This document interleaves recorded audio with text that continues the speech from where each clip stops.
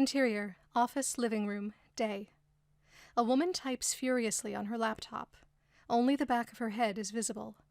She occasionally stops to make notes on a legal pad, utilizing the blue or red pencils from the pile of clown red hair on top of her head.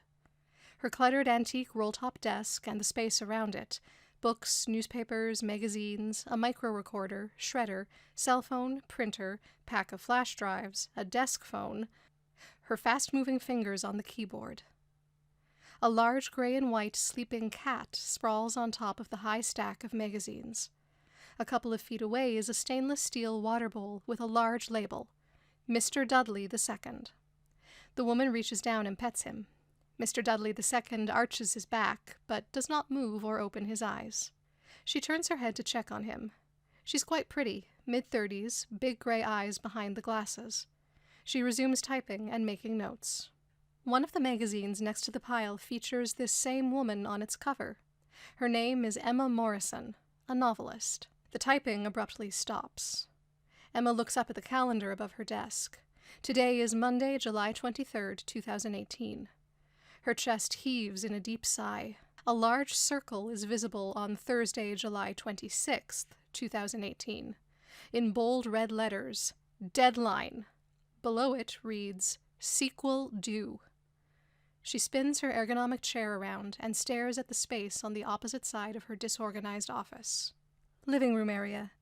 Tastefully decorated with plush carpet, professionally framed art, and a huge display cabinet filled with exquisite dinnerware and crystal glassware.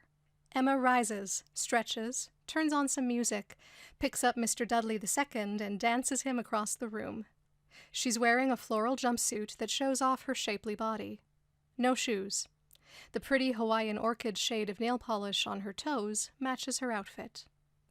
Mr. Dudley II perks up a little and seems to be enjoying the attention. He purrs and nuzzles her hair and neck. After a few seconds of this activity, she tosses him onto the nearby sofa and lowers the volume. Mr. Dudley II looks annoyed. He jumps off the sofa.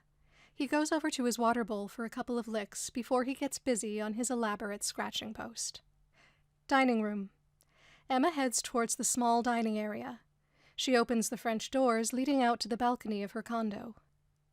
Exterior, the balcony, day. Emma stretches and inhales deeply, enjoying the fresh air as she looks around and down to the busy street below. More stretching and a few upright yoga poses. She glances at her watch. It's 1:05 p.m. She pats her stomach. As she turns to go back indoor, a large insect flies around her shoulders and close to her face. She ducks and bats it away with her left hand, trying to go indoor. The insect gets inside before she does, buzzing loudly. She attempts to lure it back outdoors by stepping outside again. Doesn't work. She makes a face and mouths, "Shit, I hate flies." Interior, living room, office, kitchen, day. Emma fans herself and adjusts the temperature on the thermostat. She begins to fix her lunch. She gets lettuce and other stuff from the refrigerator. She places 2 large slices of bread in a shiny red toaster next to a 6-bottle wine rack. Emma pulls a half-full bottle of red, pops the cork, takes a swig, replaces the cork, and sticks the bottle back in its slot. She proceeds to slice a red onion and a beefsteak tomato. She gets a package of deli-sliced roast beef and some American sliced cheese from the refrigerator. As the bread pops up, the humongous fly appears again and is hovering over the tomato slices. She tries to shoo him off, and he begins to orbit her face. She ducks and dodges. He darts over to the desk area, landing on top of a disheveled stack of files for a split second before he returns to the kitchen. Emma quickly covers her food with sheets of paper towel as she mouths, "Fly swatter." Kitchen closet. She makes swatting movements with one hand as she frantically checks the kitchen cupboards and broom closet, tossing items around, but no fly swatter. Only broom, mop, and vacuum. She mouths, "Holy shit, I've only seen a fly this big on a cow, on a farm." She shrugs and pulls out the same wine bottle. She chugs it to the last drop and tosses the bottle in a nearby recycler bin, overflowing with bottles and cans. The fly buzzes quite loudly, dive-bombing her ear and nose. She ducks, bobs, and weaves, backing into a corner, falls, hitting her head against the countertop. Rubbing the back of her head, she mouths, "Ouch, that really hurt. Okay, Fly, it's on now." She attempts to pick herself up, but meanwhile, Mr. Dudley opens his eyes, stretches, and saunters over to her. Kitchen. He looks at her motionless body on the floor. He licks her nose and rubs against her cheeks. Emma's eyes pop open. She hugs him before holding him up, mouths, "Mr. Dudley, where were you when Mommy was being terrorized by that big mean fly?"